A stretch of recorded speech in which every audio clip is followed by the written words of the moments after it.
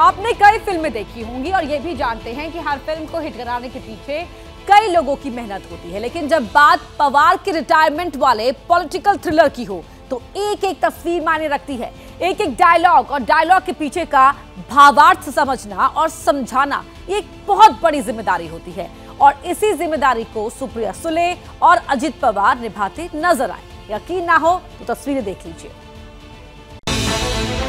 जिस वक्त शरद पवार सक्रिय सियासत से संन्यास का ऐलान कर रहे थे, जिस वक्त पार्टी के नेता माथा पकड़कर रो रहे थे, उस दौरान एक कैमरा पवार की बेटी और एनसीपी सांसद सुप्रिया सुले पर था और दूसरा कैमरा अजित पवार की तरफ भी घूमा। यकीनन पूरी पार्टी के लिए ये भावुक पल था, लेकिन सुप्रिया शांत थी। उनके चेहरे पर चिंता या परेशानी वाला कोई भाव नहीं था। इसी तरह अजित पवार भी शांत चित नजर आए। कोई रिएक्शन नहीं दिखाई दिया, बल्कि अजित पवार और सुप्रिया नेताओं को शांत करते दिखाई दिए। वय झाल्यानंतर नवीन लोकांना संधी देत असतो, शिकवत असतो, तशा पद्धतीने सगळ्या गोष्टी होतील ना, त्यामध्ये तुम्ही कशा करता काळजी करताय? काँग्रेसचे तुम्ही उदाहरण दिले, आज काँग्रेसची काय परिस्थिती आहे तुम्ही बघा। जीवन पर्यंत पवार साहेब राष्ट्रीय अध्यक्ष राहणार म्हणजे राहणार, हे आमच्या कार्यकर्त्यांचा निर्णय आहे, तुम्हाला मान्य करावा लागेल। इतना ही नहीं, जब एनसीपी के वर्कर्स पवार के फैसले के खिलाफ इकट्ठे हो गए, रास्ता रोकने लगे, तो उस दौरान भी सुप्रिया सुले और अजित पवार एक साथ दिखे और कार्यकर्ताओं की बात शरद पवार से करवाई। बोला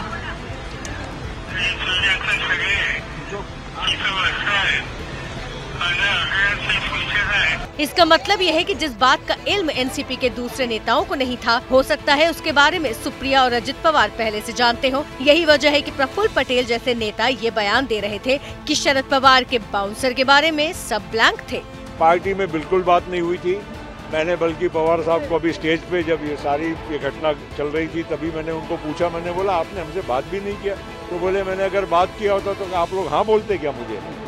हालांकि इसका दूसरा मतलब ये भी है कि शायद शरद पवार ने इस्तीफा देकर पार्टी की अगली लीडरशिप को लेकर सब कुछ क्लियर कर दिया है, क्योंकि वो सुप्रिया और अजित पवार के बीच पावर को बैलेंस तो पहले ही कर चुके थे। 1999 में एनसीपी बनने के बाद से ही सियासी हलकों में चर्चा होती रही है कि पार्टी में दो खेमे बन गए हैं। एक खेमा अजित पवार का, शरद पवार के जो भतीजे हैं, और दूसरा खेमा उनकी बेटी सुप्रिया सुले का। लेकिन सार्वजनिक तौर पर शरद पवार बार बार यही कहते रहे हैं कि अजित पवार महाराष्ट्र की राजनीति में रहेंगे और सुप्रिया सुले केंद्र की राजनीति संभालेंगी। मगर शिवसेना में टूट के बाद पवार को एनसीपी की चिंता सता रही थी और जब सुप्रिया को लीड रोल देने की अटकलें बढ़ी, तब अजित पवार ने अपनी पावर दिखानी शुरू कर दी और उनके समर्थन में कई लीडर्स दिखाई दिए। पवार चाहते थे कि एनसीपी का हाल शिवसेना जैसा न हो, इसीलिए उन्होंने सेफ एग्जिट वाला रास्ता तलाशा, जिसने महाराष्ट्र में पार्टी की अंदरूनी सियासत को साधा और पवार के दिल्ली प्लान को विस्तार देने का मौका दिया। मीटिंग वगैरे असेल तरी देखील त्याच्यामध्ये आपण जसं आपल्या घरामध्ये वय झाल्यानंतर नवीन लोकांना संधी देत असतो, शिकवत असतो, आपल्या अधिपत्याखाली त्याला मार्गदर्शन करत असतो। नीतीश के एक्टिव होने से पहले तक शरद पवार को गैर बीजेपी मोर्चे को लीड करने वाले चेहरे के तौर पर भी देखा जाने लगा था। लेकिन ये भी सही है कि कुछ दिन पहले पवार ने अदानी और पीएम की डिग्री को लेकर जो बयान दिए, उससे साथ ही दलों में कंफ्यूजन दिखाई दिया। हालांकि आगे महाराष्ट्र की सियासत में जो भी हो, इतना जरूर है कि पवार ये कहकर बच जाएंगे कि वो अब अध्यक्ष नहीं है। शायद यही पवार का पावर बैलेंस है। जैसे ही घड़ी का काटा दोपहर 2:30 पे आए, बबीता जी का दिल सास बहू साजिश के लिए मचल जाए। और ये है इनकी बहू, पूरे दिन ऑफिस की टेंशन हो जाए गॉन जब ये करें अपना फेवरेट शो फ्री टाइम पे ऑन। इनकी तरह आप भी देखें अपना फेवरेट शो अपने टाइम पर और डाउनलोड कीजिए एबीपी लाइव ऐप अपने स्मार्ट टीवी पर।